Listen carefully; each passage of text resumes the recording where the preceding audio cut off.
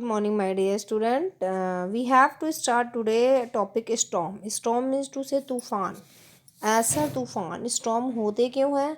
Storm create तब होते हैं जब विंड अपनी नॉर्मल स्पीड से बहुत ही हाई स्पीड में हो जाती है। तो उस कंडीशन में हमारा वेदर चेंज हो जाता है, पूरा क्लाइमेट चेंज हो जाता है और क्या होता है, यही विंड एक तूफान की फॉर्म में कन्वर्ट हो जाती है जिससे बहुत ज़्यादा हमें लॉस होता है। तो पहले हम देखते हैं definition of storm. A disturbance in the atmosphere that generally involve a low pressure area with strong wind, cloud and precipitation is called a storm. Disturbance हुआ एटमॉस्फेयर में, इसमें क्या हुआ, लो प्रेशर हो गया। लो प्रेशर हो गया, जब स्ट्रॉन्ग विंड होगी तो प्रेशर लो हो जाएगा और क्लाउड होगी, बादल आएंगे, प्रेसिपिटेशन होगी, बारिश होगी और इसी को हम बोलते हैं स्टॉर्म। क्योंकि बारिश भी इसमें नॉर्मल नहीं होती है और क्लाउड जो है वो भी नॉर्मल फॉर्म में नहीं होते हैं। तो हम देखते हैं कितने टाइप्स के होते हैं, डिफरेंट टाइप्स के हैं इसमें, जैसे thunder storm, snow storm and cyclone. अब हम देखते हैं थंडर स्टॉर्म। थंडर स्टॉर्म जो है, ये इसकी पिक्चर है, ये चीज़ देखिए। Thunder storm is a violent storm है। वायलेंट का मतलब क्या हुआ, वायलेंट मतलब बहुत ही बिना शोर मचाए आने वाला तूफान। That is accompanied by the lighting and thunder. इसमें क्या होता है, बहुत तेज आवाज़ आती है अचानक और बिजली कड़कती है। अब ये होता कैसे है, ये होता क्रिएट कैसे होता है, जब हमारे इन्वायरमेंट में ह्यूमिडिटी इंक्रीज़ हो गई। ह्यूमिडिटी का मीनिंग मैंने आपको कई बार बताया है कि जब एयर मूवमेंट नहीं कर पाती। क्यों? क्योंकि जो एयर मूवमेंट करेगी उसके बीच में स्पेस चाहिए, वहाँ पे क्या है, वाटर ड्रॉपलेट फिल हो जाती है और एयर मूव नहीं कर पाती और हमें घुटन जैसा महसूस होता है। उस एरिया में थंडर स्टॉर्म होने के चांसेस होते हैं। रीज़न क्या है, हवा गर्म हो गई, जैसे ही हवा गर्म होगी वो ऊपर की तरफ मूव करेगी। मैंने आपको बताया है कि एयर जैसे ही वार्म होगी उसका वेट लाइट हो जाएगा, ये ऊपर की तरफ मूव करेगी, नीचे की तरफ एयर भी नहीं है और डस्ट पार्टिकल बहुत हैं और ड्रॉपलेट बहुत है। तो क्या हुआ, ह्यूमिडिटी वाला कंडीशन क्रिएट हो गई और नीचे का प्रेशर क्या हो गया, लो हो गया। अब ये हवाएं जो हैं ऊपर की तरफ गई तो इनको इन्वायरमेंट ठंडा मिला और ये क्लाउड की फॉर्म में कन्वर्ट हो जाती हैं।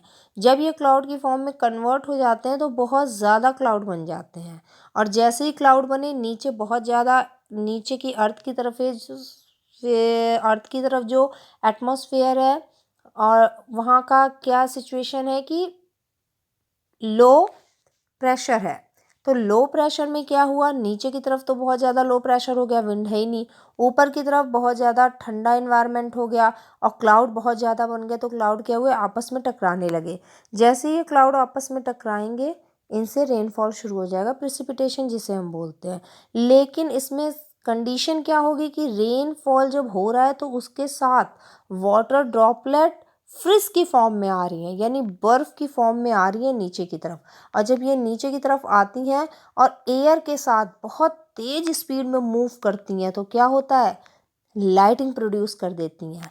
बहुत ज़्यादा स्पीड में अगर आएंगी तो क्या हो जाएगा, एयर के साथ एक लाइटिंग प्रोड्यूस कर देंगी और लाइटिंग जैसे ही प्रोड्यूस करेंगी वहाँ इलेक्ट्रिसिटी वाला फंक्शन होने लगेगा और क्लाउड की स्पीड टकराने की अपनी नॉर्मल स्पीड से आप कह सकते हो 10 गुना ज़्यादा, 20 गुना ज़्यादा हो जाएगी।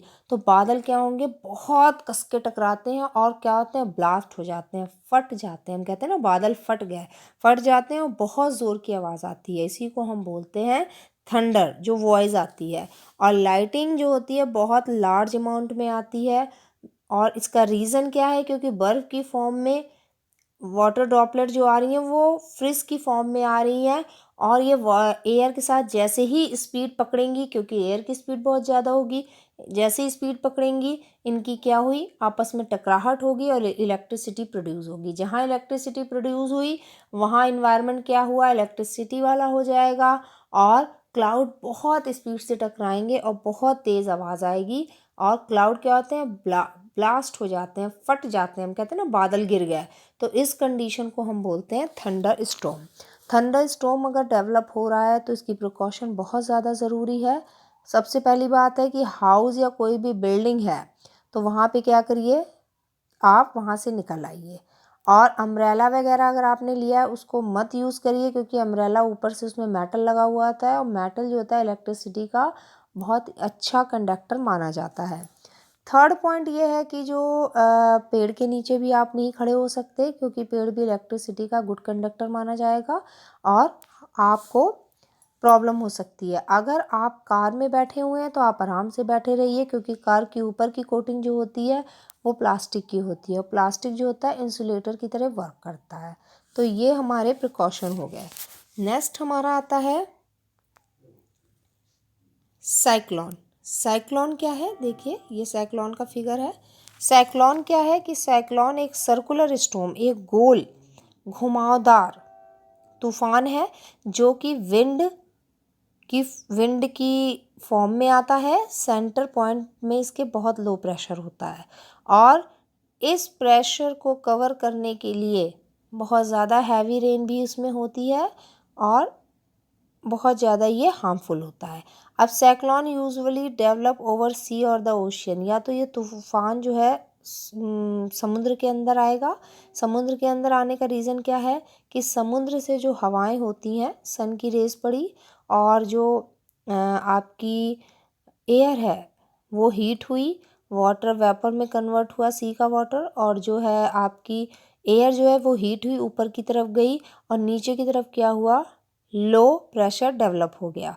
क्योंकि जब ये गर्म हवाएं ऊपर की तरफ जाएंगी तो नीचे की तरफ एयर रहती नहीं है इतनी ज़्यादा, तो वहाँ का प्रेशर क्या हो जाता है, लो हो जाता है और वाटर भी हीट होने लगता है और ऊपर जाके इसमें कन्वर्ट हो जाते हैं, ये क्लाउड की फॉर्म में कन्वर्ट हो जाते हैं। जैसे ये क्लाउड की फॉर्म में कन्वर्ट होते हैं, नीचे की गर्म हवा जा रही है और ऊपर से ठंडी हवा आ रही है, तो ये एरिया कंटिन्यूअस होता रहता है और इनके अंदर वीक सर्कुलेशन डेवलप हो जाता है, क्योंकि गर्म हवा बहुत ज़्यादा जा रही है, ऊपर से ठंडी हवा बहुत कम आ रही है। तो it intensified into the region of a very low pressure called a depression. अब यहाँ पे क्या है कि यहाँ वाले एरिए में, इस वाले एरिए में बहुत ज़्यादा लो प्रेशर हो जाता है, इस जिसको हम डिप्रेशन बोलते हैं और सर्कल जो है बार बार रिपीट होता रहता है, तो इसका जो प्रेशर है वो उतना ही ज़्यादा लो होता जाता है और wind blowing in get strong and strong, और विंड जो होती है ऊपर से ठंडी वाली, उसकी पावर स्ट्रॉन्ग होती जाती है। तो ये क्या है कि एक पर्टिकुलर क्या हो गया, यहाँ पे देखिए ये आउटफ्लो है, बाहर जा रही है, ये स्पाइरल है, देखिए इस फॉर्म में। अब यहाँ का बहुत ही ज़्यादा लो हो जा रहा है, wind speed, wind direction, temperature and humidity effect the development of a cyclone. ये कंटिन्यूअस चलेगा, अगर लो प्रेशर बना रहेगा तो वहाँ ह्यूमिडिटी बहुत ज़्यादा इंक्रीज़ हो जाएगी, टेम्परेचर बहुत ज़्यादा इंक्रीज़ हो जाएगा।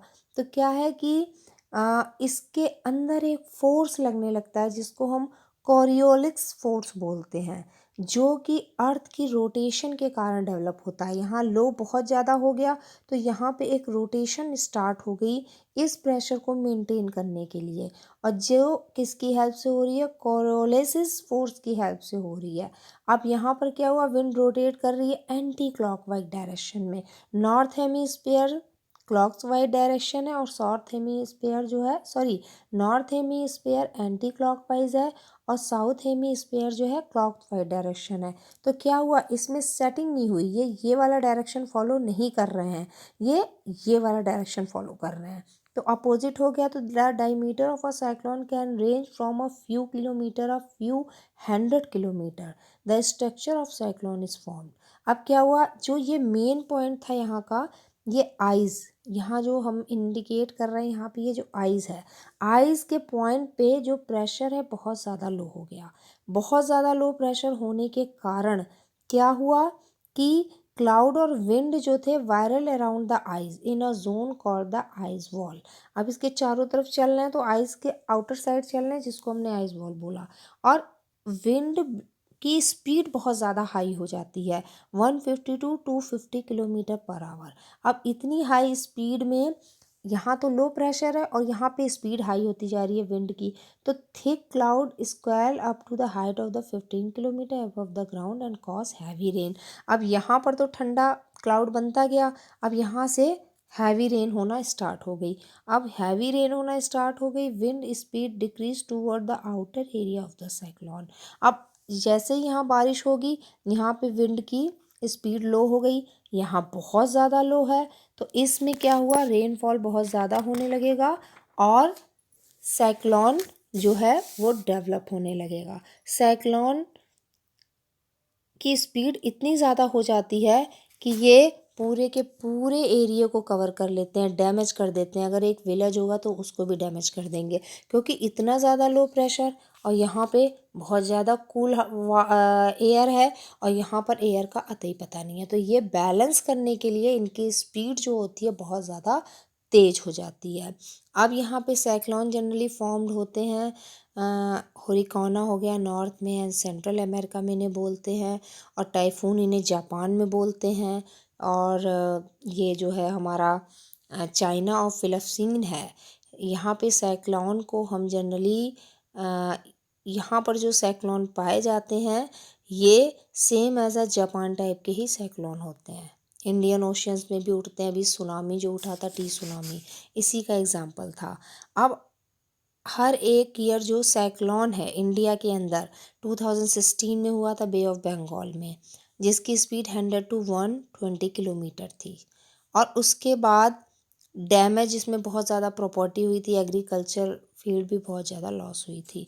कह रहे हैं साइक्लोन से पहले आपको क्या चीज़ का ध्यान रखना चाहिए। साइक्लोन से पहले जो है और इन्होंने बात की है, तो ये साइक्लोन से पहले वाला पॉइंट जो है यहाँ पर है, साइक्लोन से पहले। तो इन्होंने बोला है check for any object near the house that can fly and anchor them. पहले आसपास का एरिया चेक कर लेना चाहिए सब कुछ, और आपको इंफॉर्मेशन वार्निंग मिलती रहती है, उसको ध्यान से सुनना चाहिए। अब ये है कि स्विच ऑफ जो है मेन पावर को कर देना चाहिए। अगर आपको गवर्नमेंट बता रही है कि तूफ़ान आ सकता है, साइक्लोन आ सकता है, तो ये सारी चीज़ें हैं। अपना फ़ोन वगैरह एक्टिव रखना चाहिए, इमरजेंसी नंबर को एक्टिव रखना चाहिए, फर्स्ट एड्स आपके पास होनी चाहिए। अगर साइक्लोन आ गया है, आपको पता चल गया है, तो जितने भी ओल्ड पर्सन हैं उनको कहीं और शिफ्ट कर देना चाहिए, इलेक्ट्रिकल एप्लीकेशन को स्विच ऑफ कर देना चाहिए और खाली रूम के अंदर आपको बैठना चाहिए। Do not go out during the cyclone, में आप बाहर कभी मत जाओ। अगला आता है कि after the cyclone is taken to the place shifted to the till further instruction are received. अब अगर साइक्लोन आ गया तो उसके बाद जो भी गवर्नमेंट की इंस्ट्रक्शन आ रही है उसको सुनना चाहिए। आपको ड्रिंकिंग वाटर वगैरह बाहर की सोर्सेस से लेना अवॉइड कर देना चाहिए। इलेक्ट्रिकल पोल्स वगैरह के टच में नहीं आना चाहिए और कोशिश करनी चाहिए कि आप कहीं सेफ़ एरिया पे शिफ्ट हो जाएं। अब घर के अंदर अगर गैस है वगैरह, जैसे गैस वगैरह लीकेज हो गई है, ब्रोकन हो गया है ग्लास, या इलेक्ट्रिकल वायरिंग हो गई है, तो इन सब चीज़ों पे आपको ध्यान नहीं देना चाहिए। आपको अपने आप को सेफ रखना चाहिए और घर से बाहर निकलना चाहिए। और अगर आप घायल हो गए हैं तो आपको क्या करना है, सीरियस इमरजेंसी मान लीजिए ज़रूरत है, तो आपको तुरंत किसी डॉक्टर से कांटेक्ट करना चाहिए। तो ये सारी चीज़ें जो हैं इनका ध्यान रखना चाहिए। लास्ट जो हमारा आता है ये टॉर्नेडो। ये टोर्नेडो जो है ये भी एक टाइप का तूफ़ान है। ये क्या करता है कि ये इंडिया में ज़्यादा तो नहीं सुनाई देता है।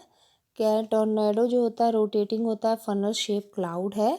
यहाँ पर हम इसे देख सकते हैं, ये इसका स्ट्रक्चर देखिए, यहाँ से आपको पता चल जाएगा कि ये एक होता है क्लाउड लाइक स्ट्रक्चर होता है। और थंडर स्टॉर्म जो होता है, विंड की स्पीड इसमें बहुत ज़्यादा तेज़ होती है, 300 किलोमीटर पर आवर होती है। और ये डायरेक्शन पर्टिकुलर देखिए, ये पॉइंट से ऐसा लग रहा है कि क्लाउड नीचे आ रहे हैं और सब चीज़ों को समेट के ऊपर की तरफ ले जा रहे हैं। और ये मोस्टली कहाँ फॉर्म होते हैं, south west to north east और वेस्ट टू ईस्ट। और tornado last form of few second to an hour, मतलब कुछ सेकंड के लिए आते हैं, कभी कभी कुछ घंटों के लिए भी आ जाते हैं। और ज़्यादा से ज़्यादा अभी तक जो देखा गया है कि 10 मिनट तक तो ये रहते ही रहते हैं। अब diameter of tornado can be a small as a metre and a large as a kilometre. Small metre में आप माप सकते हो इसे, और लार्जेस्ट जो होगा किलोमीटर में। अब फनल ऑफ द टोर्नेडो सक dust dustbin and everything near it all the base of low pressure. कह रहे हैं ये भी कब क्रिएट होते हैं, नीचे का प्रेशर बहुत ज़्यादा लो हो गया, वही विंड की फॉर्मेशन हुई। नीचे का प्रेशर इतना ज़्यादा लो हो गया, उसको मेंटेन करने के लिए एयर की स्पीड बहुत ज़्यादा है। अब ऊपर की तरफ इतनी ज़्यादा स्पीड है और नीचे की तरफ प्रेशर जो है बिल्कुल लो है। तो जब प्रेशर लो है तो कोई चीज़ हैंडल होगी नहीं, विंड आएगी तूफान की तरह आएगी, सारी की सारी चीज़ों को समेट के लेके चली जाएगी। चाहे उसमें प्लांट हो, चाहे उसमें हाउस हो, चाहे उसमें इवन ह्यूमन बीइंग क्यों ना हो। और क्या करते हैं कि ये सारी चीज़ों को विंड अपने कहते हैं ना घेरे में ले लेगी और बहुत दूर तक फेंक देगी। फेंकना क्या है, विंड की स्पीड बहुत तेज़ है, आप उसके अंदर सिमट गए और मान लिए किसी एरिया में लो है तो वहाँ जाके आपको गिरा देगी, चाहे आपका मटेरियल हो, चाहे आप क्यों ना ह्यूमन बीइंग ही क्यों ना हो।